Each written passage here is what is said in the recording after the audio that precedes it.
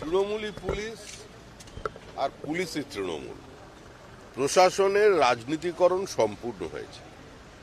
আর Gulshan colony সেটা হলো কি করে? গুলশান কলোনিটাই তো সবচেয়ে বড় প্রশ্ন। তো স্বাভাবিকভাবেই যাদের ভোটের জন্য গুলশান কলোনি তৈরি করা হয়েছে তাদের কোনো দুষ্কৃতীকে পুলিশ ছোঁবে, এটা ভাবার তো কোনো কারণ নেই। তৃণমূলের পারিবারিক অশান্তিতে আমাদের খুব একটা বেশি উৎসাহ নেই।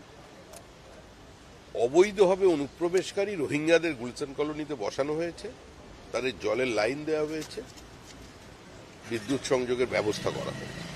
বোটানিক্যাল গার্ডেন, আচার্য Jagadish Chandra Indian botanical garden, তার ভেতরে মসজিদ তৈরি হয়ে গেছে, সেখানে দেখা যাচ্ছে জলের লাইন পৌঁছে গেছে।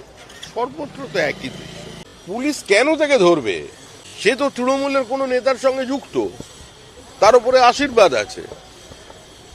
তো স্বাভাবিকভাবেই সে দলীয় কর্মসূচি পালন করেছে, তাকে তো পুলিশের ধরার কোনো অধিকার নেই। আর তার হুমকি দেওয়ার অধিকার আছে, কারণ তার দল তৃতীয়বারের জন্য পশ্চিমবঙ্গে ক্ষমতায় এসেছে।